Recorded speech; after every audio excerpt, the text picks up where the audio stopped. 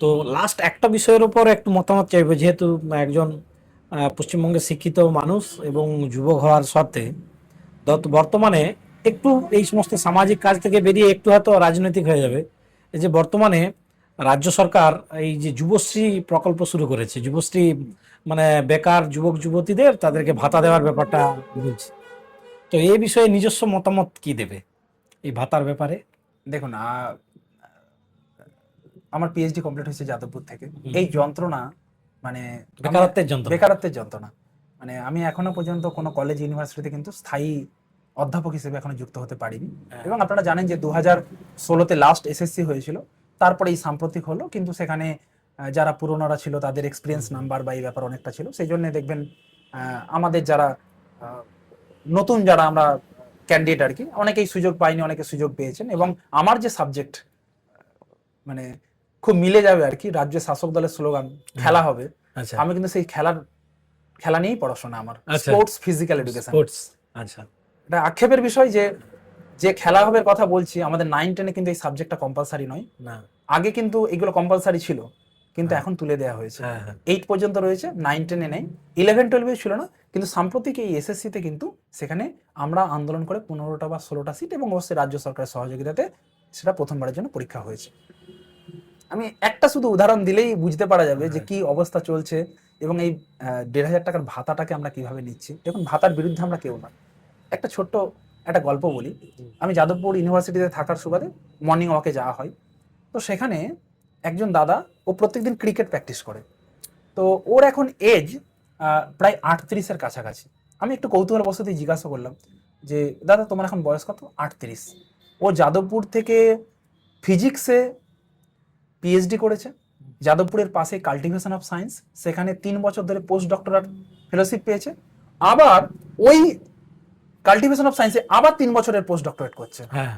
তো বিগত 15 বছর ধরে সে রিসার্চের সঙ্গে যুক্ত। তো তাকে যখন জিজ্ঞাসা করলাম যে, দাদা আফটার 38-40 পরে কি চিন্তা ভাবনা, বললো 40-এর পর তার চাকরি পাবো না, জেনারেল ক্যাটাগরি। তো বললো যে, আমি বললাম তোমার চিন্তা হয় না? বললো, প্রসেনজিৎ, আমি যদি এইগুলো ভাবি না, আমি যে ক্রিকেটে যে ডিফেন্স করছি, শট করছি, ওই একটা বলও কিন্তু ব্যাটে লাগাতে পারবো না। হুম। তাই আমি এগুলো কিন্তু ভাবি না। দেখুন, আমরা যারা পিএইচডি করেছি বা পোস্ট ডক্টর যারা করছে, এখানে যে একটা ফেলোশিপ দেওয়া হয় আমাদের রিসার্চ করার জন্য, এটা কিন্তু গভর্নমেন্ট থেকে দেওয়া হয়, সেন্ট্রাল গভর্নমেন্ট থেকে, এবং স্টেট গভর্নমেন্ট থেকে একটা নন নেট ফেলোশিপ চালু আছে, যেটা 8,000 টাকা করে দেওয়া হয়। কিন্তু সেন্ট্রালের যে ফেলোশিপ, সেটা ধরুন 50,000, 45,000, 40,000, কারণ আমাদের একটা খরচ হয় এটা। এই টাকা তো জনগণের হ্যাঁ। করের টাকা। কিন্তু একটা ছেলেকে 15 বছর ধরে গবেষণা করার পর সে যদি কর্মক্ষেত্রে না যেতে পারলো, তার তার যে বেনিফিট, তাকে যে অ্যাপ্লাই করা হলো টাকাগুলো, সেগুলো কিন্তু চলে গেল। হুম। হুম। ওই ছেলেটা যদি কলেজ ইউনিভার্সিটিতে না যেতে পারে, তাহলে কিন্তু এটা সরকারের ব্যর্থতা, কারণ তাকে সঠিক জায়গায় পোস্টিংটা দিতে পারলো না। আমাদের 2020-তে লাস্ট সিএসসি হয়েছে, কলেজ সার্ভিস কমিশন, 2020। 2020-তে। আচ্ছা। এখন 2026, আচ্ছা। তারপরে কিন্তু সিএসসি আর হয়নি, কলেজ সার্ভিস কমিশন হয়নি। পিএসসি হয়েছিল কিন্তু সিএসসি হয়নি। আচ্ছা। তো দেখুন, আবারও বলি, বেকার ভাতার বিরুদ্ধে আমরা কেউ নই।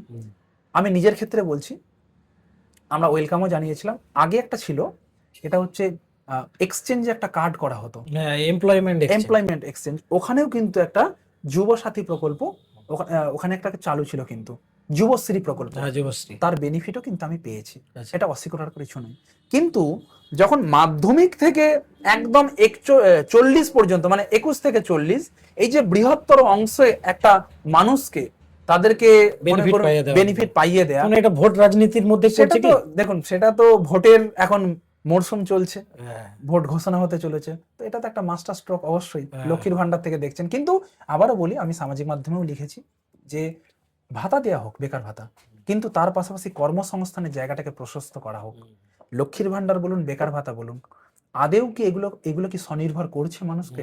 কিন্তু আজকে 1,500 টাকায় যদি 5,000, 10,000, এই যে যারা 21 থেকে ধরুন 40 পর্যন্ত, আমার সেটা 28 লক্ষ হোক, 30 লক্ষ হোক, তাদেরকে ছোট ছোট ছোট ছোট, যদিও লোনের ব্যবস্থা রয়েছে, কিন্তু বিভিন্ন ধরনের ছোট ছোট ইন্ডাস্ট্রিতে যুক্ত করে, আজকে যদি এই জায়গাটায় 10,000, 15,000, 20,000 যদি তারা আজকে ইনকাম করতে পারতো, বেতন পেত, ভাতা নয় কিন্তু, তাহলে কিন্তু এই জায়গাটা অনেকটা প্রশস্ত। তাই আমার আবেদন থাকবে, যারা আমরা পড়াশোনা করছি বা করেছি তাদের প্রতিনিধি হিসেবে ভাতা দিন, আমাদের কোনো আপত্তি নেই, কিন্তু তার পাশাপাশি কর্মসংস্থানের জায়গাটা যেন শুরু হয়। এই যে 5 বছর ভাতাটা পাবে বলা হয়েছে, তারপরে সে যেন অবশ্যই একটা কর্মসংস্থানে কোথাও ঢুকে যেতে পারে, সেটা সরকারি হোক, বেসরকারি হোক, কোনো শিল্প হোক বা কোনো শিক্ষা প্রতিষ্ঠান হোক, সেখানে যেন সে যেতে পারে। এইটুকু আবেদন আমার থাকবে।